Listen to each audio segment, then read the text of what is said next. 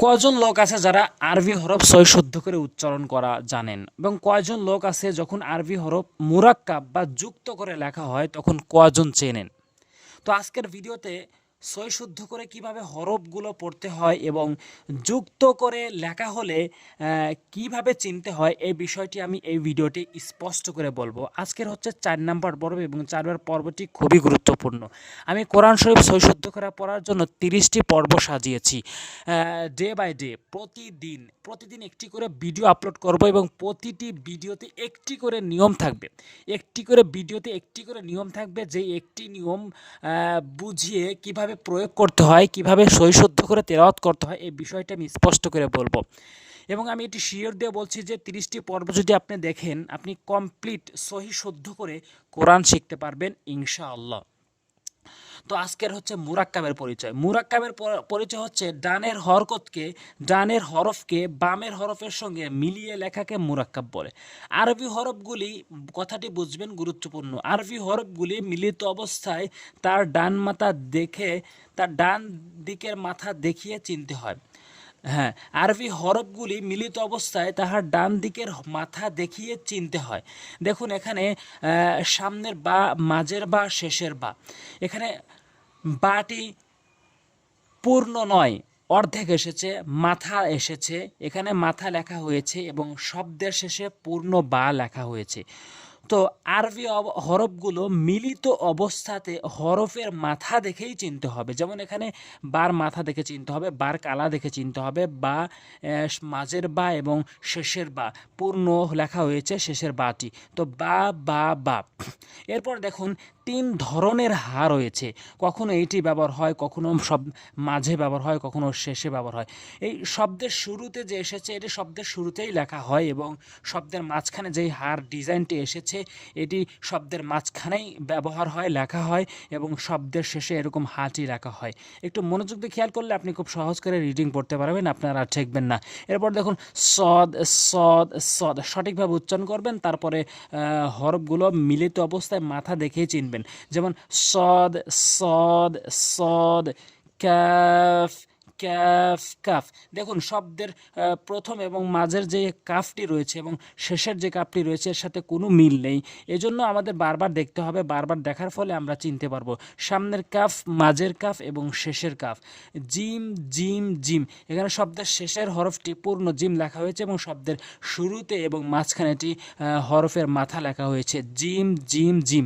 মিম মিম মিম, শিন শিন শিন, আইন। দেখুন এখানে ৩ ধরনের আইন রয়েছে, কখনো এটি ব্যবহার হবে, কখনো এটি, কখনো এটি।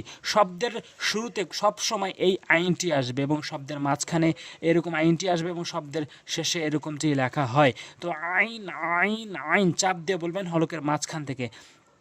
এরপরে ২ হরফ বিশিষ্ট মুরাক্কাব, যেমন ২টি হরফ যুক্ত করে, যেমন নুন ফা, একটি করে নোক্তা। আমরা যখন পড়ি তখন প্যাচ লাগে, এটি নুন না ফা। দেখুন নুনের মাথা কখনো গোল হবে না, এরকম একটি কালার উপর একটি নোক্তা হবে, তাহলে এটি নুন। এরপরে ফা, ফাটি হচ্ছে দেখুন একটি মাথা গোল হয়ে উপরে এক নোক্তা, এটি হচ্ছে ফা। তো নুন আর হচ্ছে ফা, উচ্চারণগুলো সঠিকভাবে করতে হবে। এরপরে গইন খ, গইনটি এক নোক্তা, খরও এক নোক্তা। গইন কীরকম এবং খ কীরকম একটু বারবার দেখার মাধ্যমে আমরা চিনতে পারবো। এরপরে দদ ঝা, দদ এটি হচ্ছে দদ, এটি হচ্ছে ঝা, যুক্ত করে লেখা হয়েছে। র ঝা, র ঝা, উচ্চারণটি সঠিক করবেন। র জ কখনোই বলবেন না। এরপরে বা জিম, বা জিম, বারবার প্র্যাকটিস করার মাধ্যমে আপনি শিখতে পারবেন, একবার দেখার মাধ্যমে কখনোই হবে না।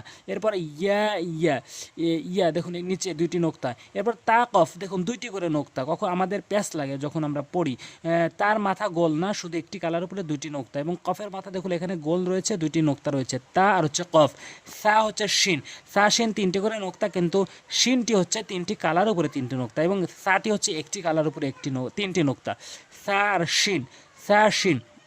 এরপর ৩টি করে হরফ যদি লেখা হয় কীভাবে চিনতে হবে, যেমন খ লাম, মাঝখানেরটি লাম, আলিফের মতো দেখা যাচ্ছে কিন্তু শব্দের শুরু মাঝখানে যদি আলিফটিও মিলিত অবস্থায় লেখা হয় তাহলে সেটি লাম হয়ে যায়। খ লাম আর হচ্ছে কফ, খ লাম কফ, খ লাম কফ, বারবার পড়বেন যার মাধ্যমে আপনি চিনতে পারবেন। আইন কফ দাল, আইন কফ আর হচ্ছে দাল। হা ত বা, হা ত বা, হা ত বা, বারবার পড়বেন।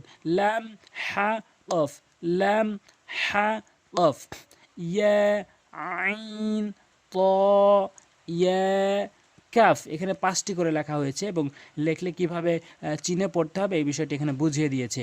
নুন আইন মিম তা কাফ, ফা লাম ইয়া আইন বা দাল, ফা লাম ইয়া আইন বা দাল, মিম খ লাম সদ ইয়া নুন। দেখুন এখানে 10-12টি করে লেখা হয়েছে, সহজ করে বুঝিয়ে দেবো, একটু মনোযোগ সহকারে খেয়াল করুন।